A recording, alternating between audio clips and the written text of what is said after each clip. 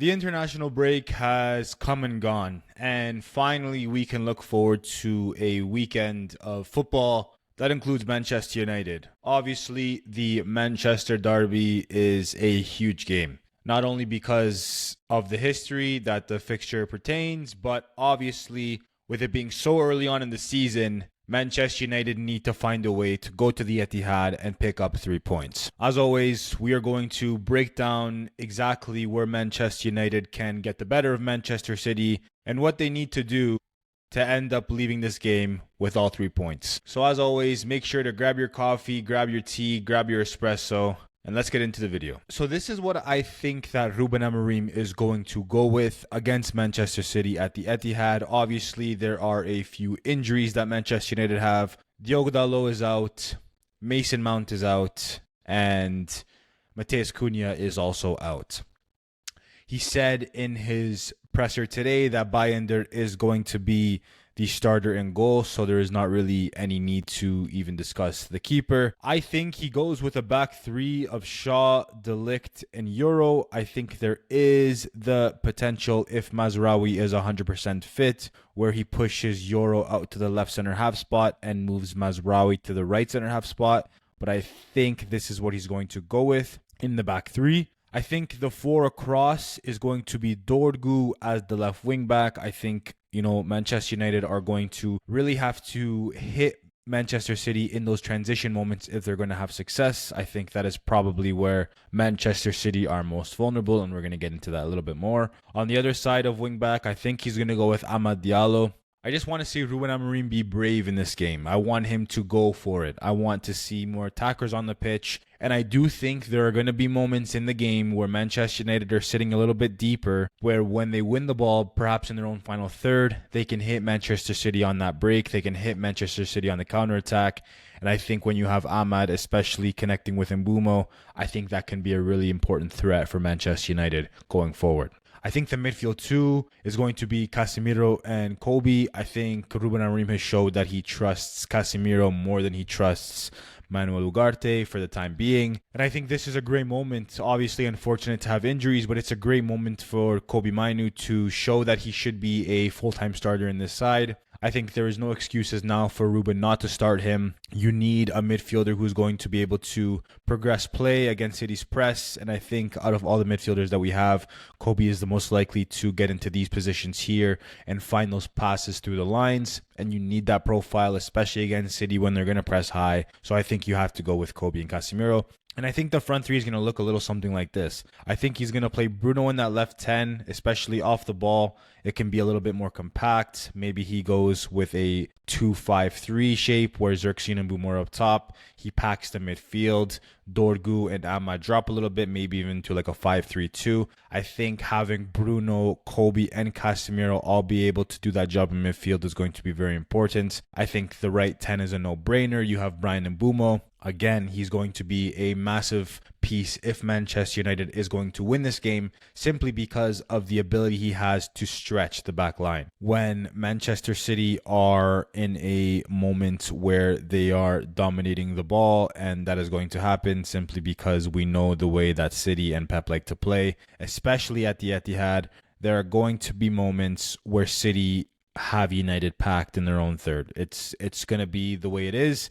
And I think there are going to be moments, especially with the way that City set up, and they do have some injuries and there are some question marks from their first 3 games. I think there are going to be moments where when United win the ball back here, how quickly can Mbeumo get either outside the center half or the fullback or inside, and how quickly can we play those diagonals and get the team up the pitch and create, uncomfortable positions for a Ruben Diaz, for example. So I think Mbeumo is going to be a key part if we're going to get anything from this game. And then I think, in my opinion, I thought a lot about this. Should it be Benjamin Sesko? Should it be Joshua Zirkzee?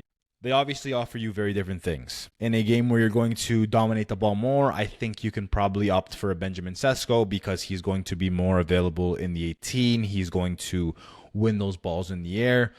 And he is still a good player to play in these transition games. But I think, especially what we saw against Burnley and how Ruben Amorim opted to go directly with a Joshua Zirkzee instead of a Benjamin Sesko when Matheus Cunha got injured, What we know about Joshua Zirkzee is his ability to connect play and his ability to bring in other players into the game. He is that stereotypical false nine for a guy his size. He can hold the ball up really well, so he'll make it stick. United, there's going to be times where they're forced to go long because, City do a really good job of pressing high. Can Joshua Zirkzee make it stick? Can he bring in Bruno? Can he bring in Kobe? Can they connect these little short passes, draw out the City center halves, and then create those moments of transition where, again, Mbeumo, maybe even Dorgu and Ahmad can get him behind? I think for the way that this game is going to be played, I personally think that Joshua Zirkzee is the better choice to start than Benjamin Sesko,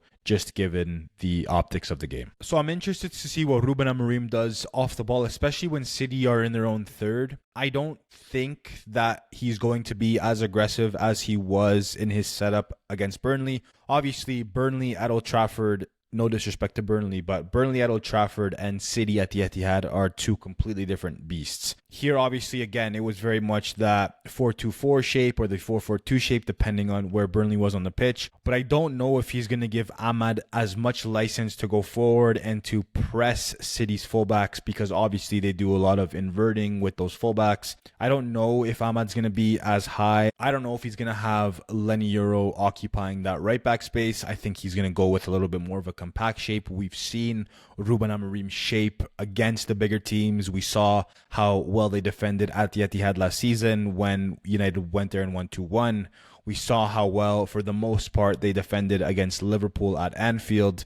We saw how well they defended at the Emirates in the FA Cup against Arsenal. Ruben Amorim has shown that he's very comfortable setting up against the bigger sides and basically, hitting teams on transition and making them pay that way. What's going to be important for me, and I think this is going to be the biggest reason whether or not Manchester United win or lose, is how often can Manchester United get Amad Diallo in this specific position. Although I think he's going to be a little bit more defensive, obviously, in a shape. I think it's going to look more like a 5-3-2, like I said, with the wingbacks tucking in and dropping deep, the midfield three, and then a Zirkzee and Mbeumo up top. I think Manchester United need to do a good job of getting Amad Diallo in these isolated 1v1 situations against a fullback.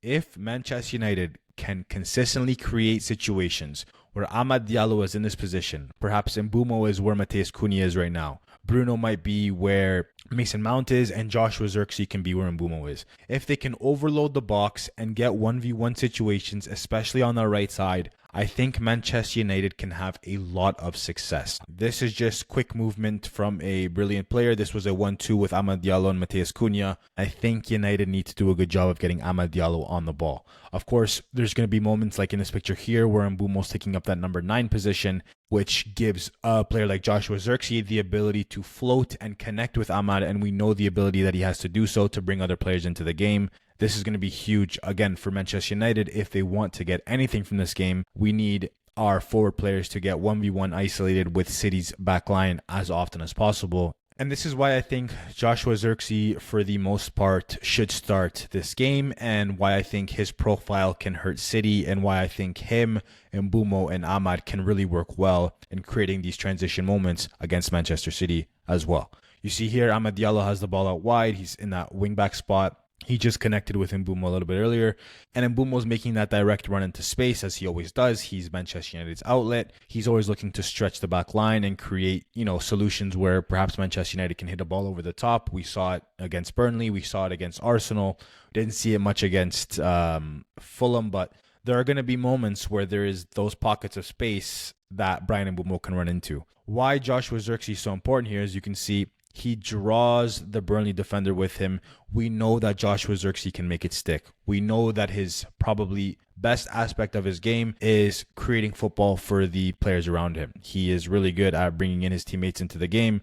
And you can see here, this is creating a very uncomfortable situation for Burnley because they know they have to get tight to Josh, but they also know that they have to defend that space against Mbeumo. The reality is you can't do both. And when Manchester United do get into the final third and they do sustain attacks in the final third and they do have possession, because I feel like there are going to be moments where Manchester United do have possession in the final third, you're going to need someone who is going to be able to once again make it stick and bring his teammates into the game against City. we might not have an abundance of chances in settled play. I feel like most of Manchester United's chances in this game will come from transition moments, as it typically does when you play against Manchester City.